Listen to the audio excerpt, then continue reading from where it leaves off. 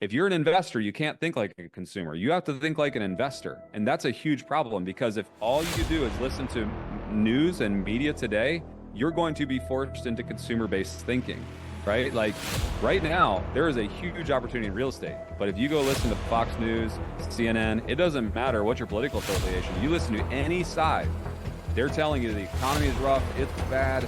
With everything that Jerome Powell is doing and the Federal Reserve, like we probably have a little bit more winter to go. Like it's just like, no, you don't understand. Like if you're in the winter, that's time to buy real estate. Like you're at the bottom of the curve, like, and if interest rates even have a chance of going back down, we all make money.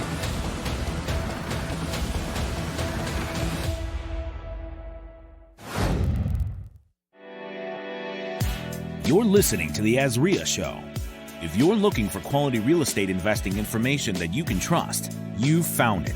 Stay tuned and join the tens of thousands of members that have already benefited from AZREIA, your home for education, market information, support, and networking opportunities that will advance your real estate investing career.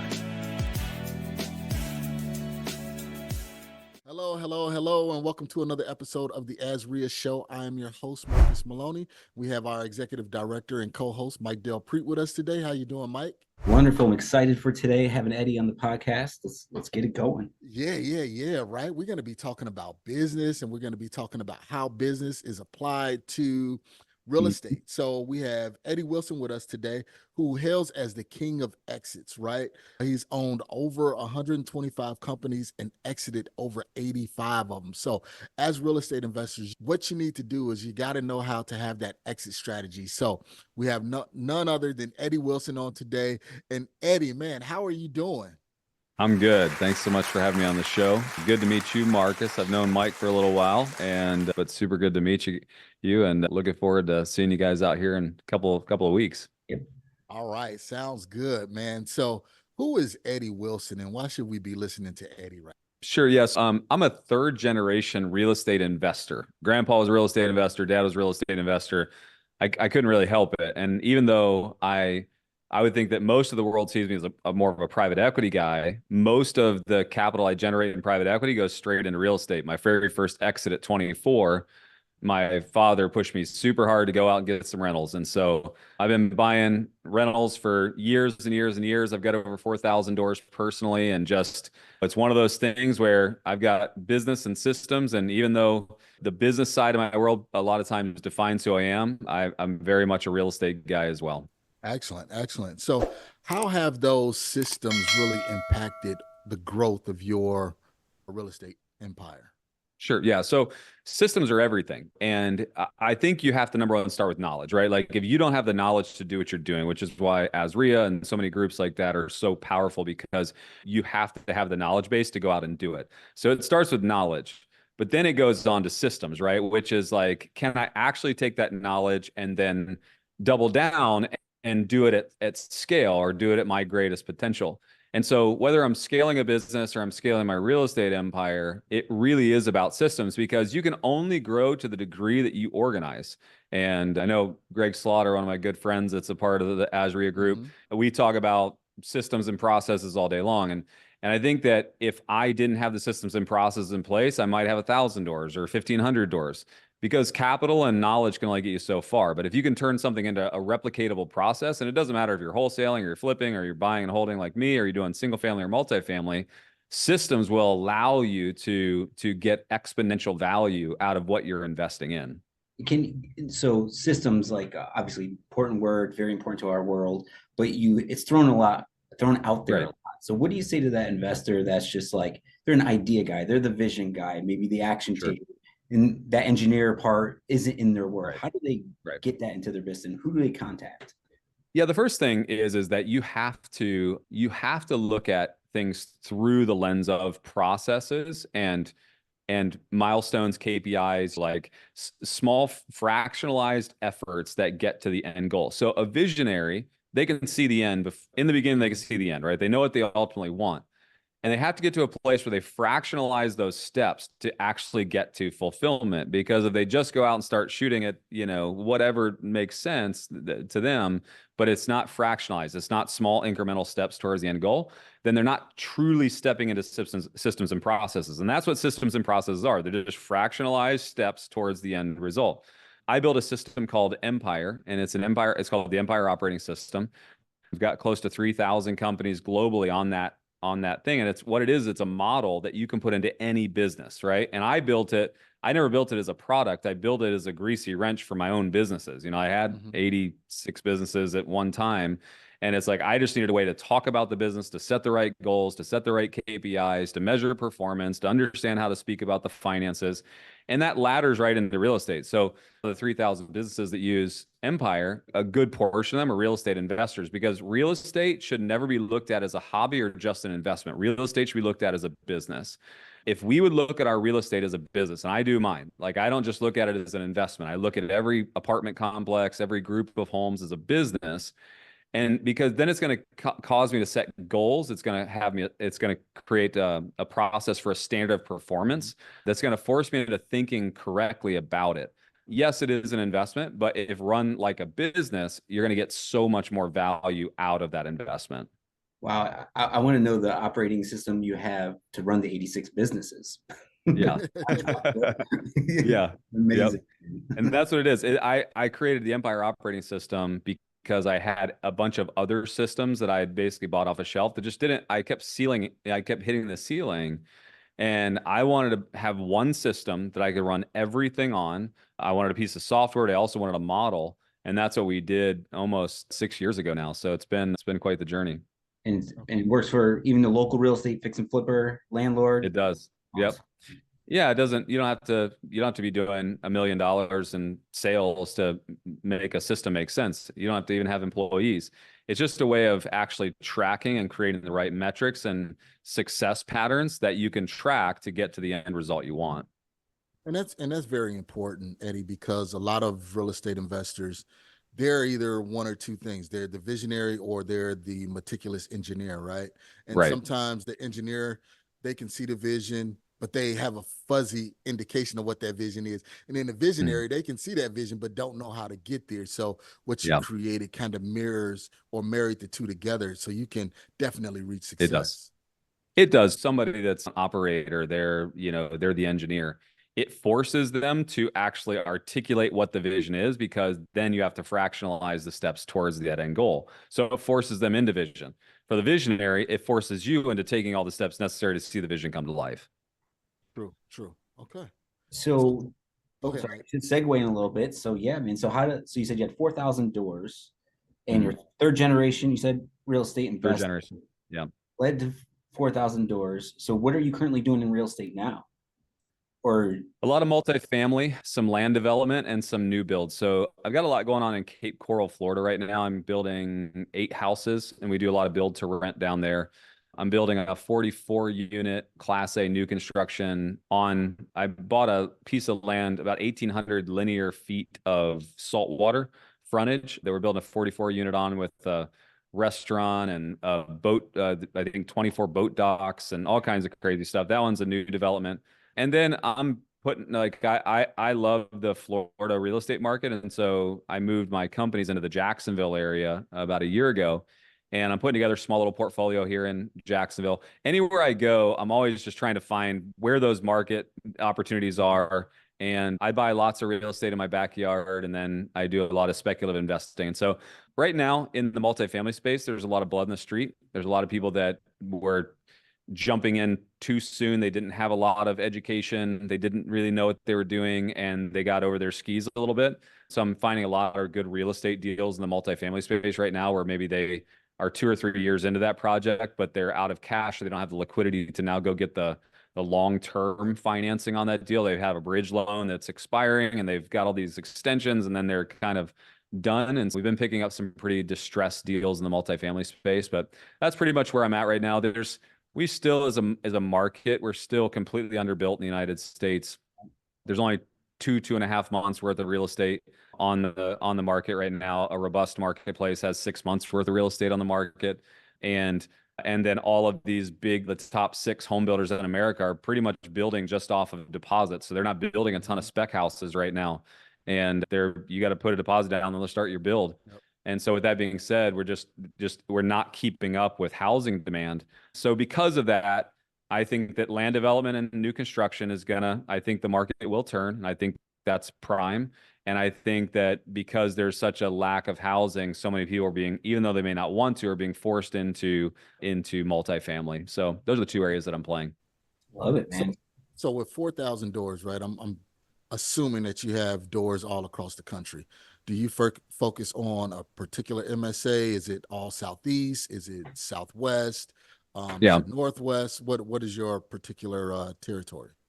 Because I've been investing for so long, I kind of have them everywhere. And it's more about like what I'm currently buying versus what I bought 10 years ago. It's like, well, I bought in Austin, Texas 10 years ago. I probably wouldn't buy in Austin, Texas today, even though there's a ton of growth and opportunity there.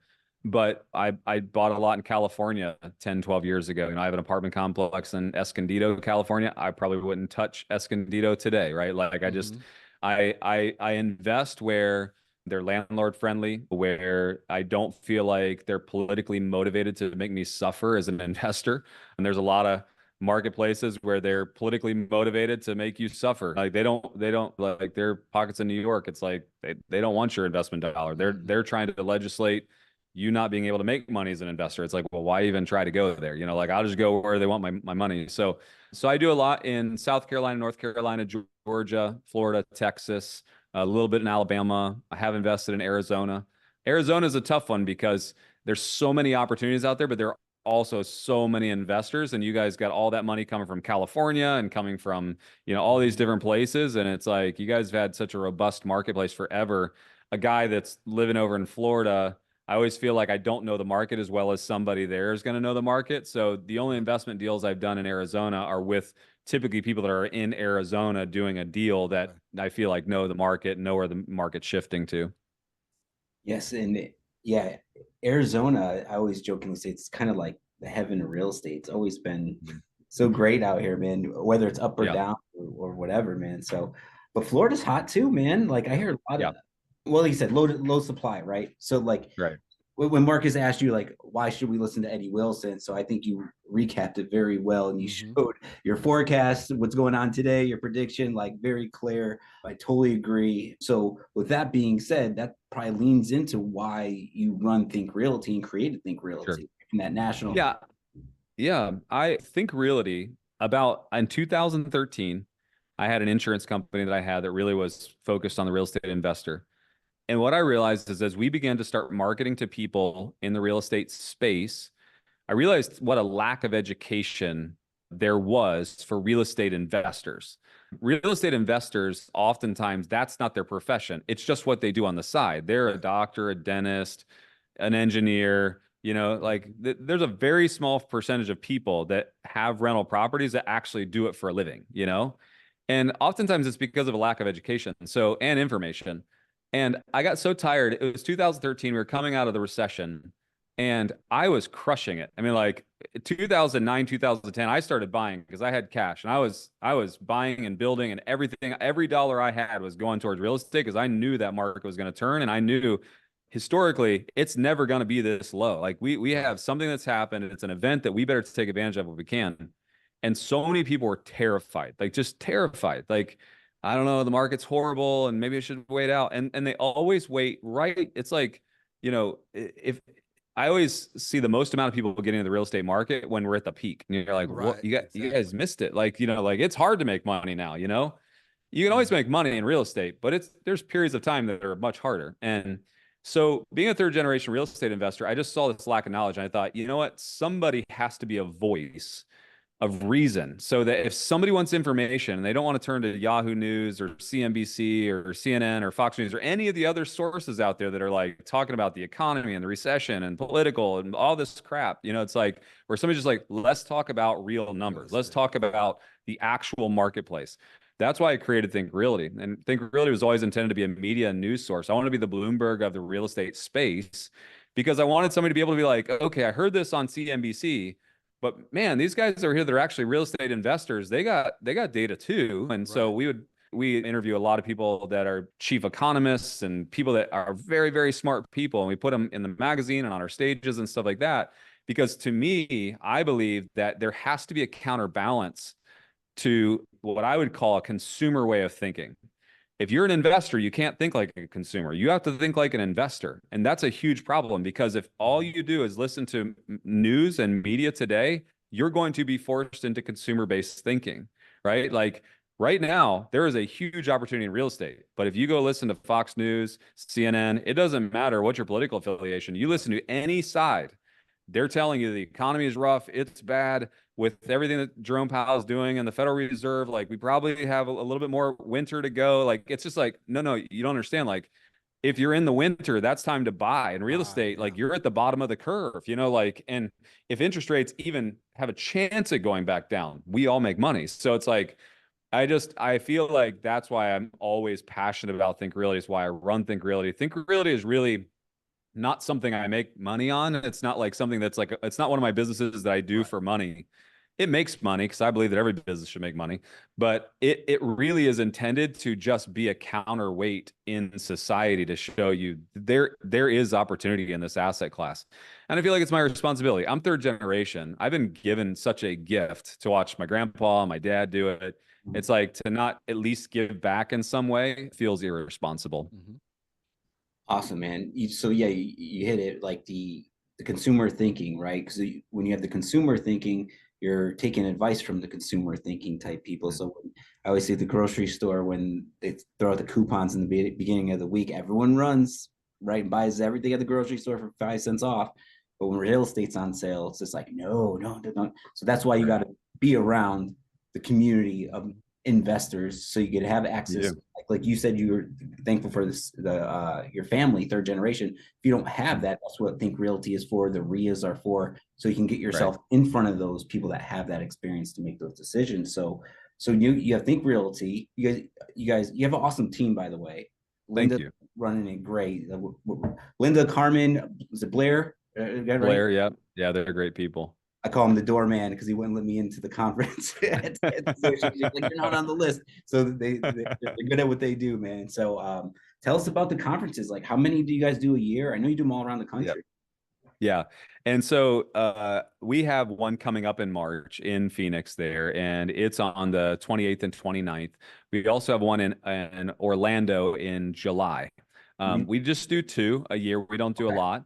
Our goal is, we believe that what we have is hand in glove with the local real estate groups, and why we are so supportive of groups like AZREIA and others is, like, I look at it like a multi-tier approach. It's like, I feel like we're the Air Force, right? Like, we're shock and awe. We've got media. We're putting information out there, but you got to have the Marines, you got to have the Army, you got to have boots on the ground. And it's like, and I think that to me is what AZREIA is, right? It's like, you got your people that are actually like doing it, meeting and helping and sharing with each other. And so for us, like, I don't have the local approach. I just have this big national, approach. I try to counterbalance some of the national media that's out there. But I think it's a two-pronged approach. You've got to have, and the reason we do events is because I think you have to take it down to local. I think it's not enough for us to just put news and information out there. You got to get people that are like, oh yeah, I think that way. That makes sense. That resonates. Like, okay, here are the people that are locally doing it, because you got to build a community. Life is done best in a community. Success is always greater in a community. And to me, real estate is one of those places that's done best in community. And so it's like, we're such a huge proponent of the real estate groups, because it's like, that's where real deals happen. That's where real education happens. That's really what happened to me. I got to sit around a dinner table while they talked about how to underwrite a deal, or what the rehab looked like, or why we should build versus buy. And like, I got blessed. It's like, but in Phoenix, Tucson, like, you can have the same thing. You can literally go have the same experience I did, but you go to AZREIA to do it, right? And then we just want to support that from a national media source. So we do 2 a year. We'd love anybody in Phoenix to come out, be a part of the one that we've got coming up on the 28th and 29th. Yep. And that's what we do. Okay. What are some of the topics, Eddie, that's going to be shared? I always say, and my team hates it when I describe it this way, but I always say it's the boat show, because I love boats. But the thing is, the reason I go to the boat show is I want to be exposed to everything that's going on, right? Like I'm not, I don't just want power boats or yachts or sailboats. Like I want to see it all and I want to kind of look at everything. That's how I describe what I want for a Think Realty conference is I want there to be people, and I don't put educators and gurus on stage. I put people that actually teach from a position of doing, right? Like if there's a multifamily guy speaking about multifamily, he's doing multifamily. If there's a guy that's doing buy and hold or build to rent and we do all of that. We also provide some economic support. So like we'll bring in people that speak specific to the economics. We also bring in a lot of lending, right? Like I also have created another organization called the AAPL, the American Association of Private Lenders, because I believe that if you marry the deals with the capital, you've got the perfect scenario. So I always bring in tons of capital to the event. My private lenders, as well as institutional lenders, we bring a lot of them to the event. And then there's lots of vehicles out there to invest in, like self-directed IRAs or trust or different vehicles. I always bring people like that for structure, tax advantages, stuff like that. So it really is kind of like an all-encompassing show where there'll be 50, 60 vendors there. They all do something specific in real estate. The education, we do a lot of panel-based education. So you're not just getting like one person's point of view, you're getting multiple. And then we do some keynotes specific to like what's hot in real estate right now. One of the ones that we'll do is called residential assisted living.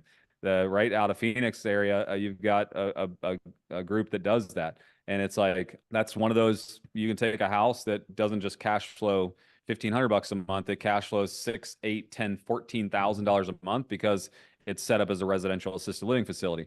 We do a lot of unique things like that just to kind of give exposure to everything in the real estate space. Yeah, man. I have your sessions up here. Jason Engelman, Freaky Fast Home Buyer Investments, going over the current market trends, diversifying your portfolio, cash flow 10K a month, put your money to work, how to turn 300K into 1.9, the money panel. So yeah, man, you guys are covering all this. That's March 28th, 29th here in Phoenix. And one thing you also do very well, cocktail party and food. We do. Yeah. We like to make it fun too. It's like sure. Some good fun and some good times together. Yes, sir. And that's at the DoubleTree, Phoenix Mesa, 1011 West Holmes Avenue. You can go to thinkrealty.com/events/Phoenix, sign up directly. However, for my Phoenix and Tucson members and community people here, we have some BOGOs going on. We have some special discounts Think Realty gave to us, which we really appreciate. So at our monthly meeting this Monday, we're going to be giving away some tickets, doing some promotions for you guys. So check out thinkrealty.com, learn more about the event, man. It's going to be exciting. We'll all be there. Absolutely. Sure. Yeah, absolutely. Yeah, can't wait for it. It's going to be a great show. Cool. Anything else you want to add to this, Eddie?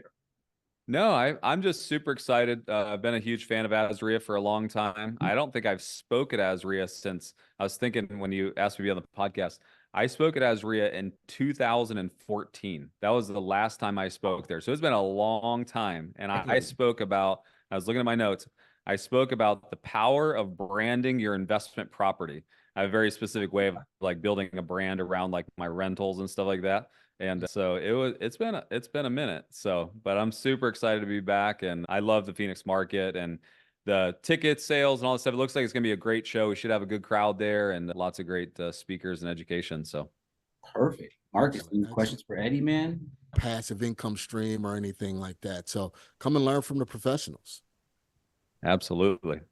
All right, man. Well, that's a wrap. Marcus, you want to sign us off? So with that being said, please, everybody, remember, come to the monthly meeting. We'll be having tons of information about Think Realty there. Always go to AZREIA.org/calendar for all your information about what AZREIA has to offer. And if you're not a member and you're a guest listening to this podcast, come on. We would love to have you as a family member. Again, there's tons of information. Go to AZREIA.org. That's AZREIA.org. We would love to have you, and you can get a complimentary free ticket when you come. So thank you for being loyal listeners. You all know exactly what to do. We like to inspire and educate our real estate investors one property at a time. So thank you, and we'll see you on the next episode of the AZREIA Show.